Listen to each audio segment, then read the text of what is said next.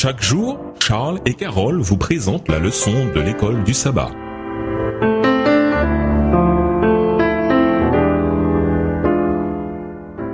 Bienvenue dans votre émission Dieu nous parle. Nous voilà à la leçon de jeudi, Paul à Corinthe. Acte 18 et versets 1 à 11 rapportent l'expérience de Paul à Corinthe, où il devait rester pendant 1 an et demi. Aquilas et Priscille allaient devenir ses amis de toujours. Romains 16 verset 3, 2 Timothée 4 verset 19.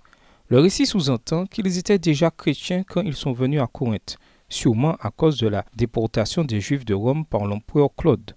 L'historien romain Suétone semble indiquer que la déportation s'est produite en raison de troubles dans la communauté juive associée au nom de Christ. Claude 25, 4. Peut-être la conséquence de la prédication de l'Évangile par les croyants juifs locaux. Ainsi, il est possible qu'Aquilas et Priscille eux-mêmes aient été impliqués dans de telles activités. Dans tous les cas, en plus de partager la même foi et la même culture juive, Paul et ses nouveaux amis partageaient également le même métier. Lisons Acte 18, les versets 4 à 17. Quel fut le résultat des activités missionnaires de Paul à Corinthe? Acte 18, les versets 4 à 17. Paul discourait dans la synagogue chaque sabbat et il persuadait des Juifs et des Grecs. Mais quand Silas et Timothée furent arrivés de la Macédoine, il se donna tout entier à la parole, attestant aux Juifs que Jésus-Christ était le Christ. Les Juifs faisant alors de l'opposition et se livrant à des injures, Paul secoua ses vêtements et leur dit « Que votre sang retombe sur votre tête, j'en suis pur. Dès maintenant, j'irai vers les païens. » Et sortant de là, il entra chez un nommé Justus, homme craignant Dieu, et dont la maison était contiguë à la synagogue.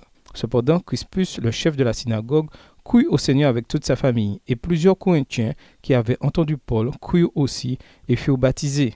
Le Seigneur dit à Paul en vision pendant la nuit, « Ne crains point, mais parle et ne te tais point, car je suis avec toi, et personne ne mettra la main sur toi pour te faire du mal. Parle, car j'ai un peuple nombreux dans cette ville. » Il y demeura 1 an et 6 mois, enseignant parmi les Corinthiens la parole de Dieu.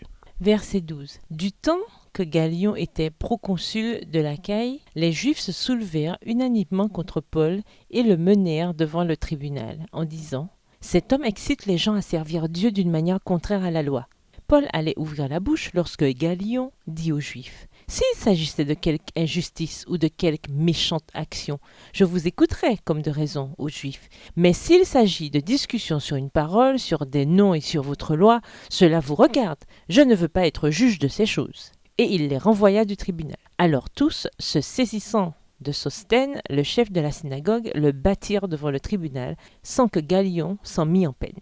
Quand Silas et Timothée sont arrivés de Macédoine, ils ont apporté un soutien financier aux églises de là-bas. 2 Corinthiens 11, versets 8 et 9. Ce qui a permis à Paul de se consacrer entièrement à la prédication. La politique de Paul était de vivre en subvenant lui-même à ses besoins pendant son ministère, même s'il enseignait aussi que ceux qui annoncent l'évangile vivent de l'évangile. 1 Corinthiens 9, le verset 14, version second 21. Malgré une forte opposition juive au message de Paul, certains juifs croyants ainsi que des non-juifs qui adoraient le vrai Dieu.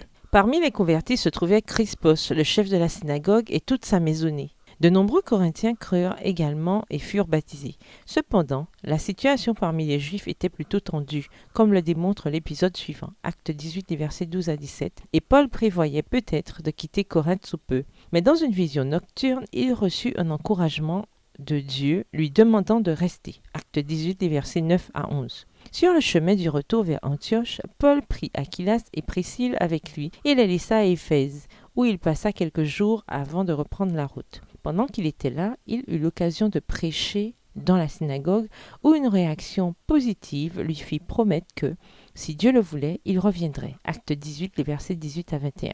Le prochain voyage rendit cela possible. Paul, frustré par l'accueil qu'il reçut, avait besoin d'encouragement concernant le salut des âmes de la région.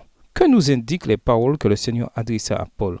Acte 18, verset 10. Quand parfois nous avons un peu les mêmes sentiments que lui. Et nous vous laissons avec la question du jour. Comment pouvez-vous vous encourager les uns les autres à défendre les intérêts de Dieu? Au revoir. Et à demain si Dieu veut.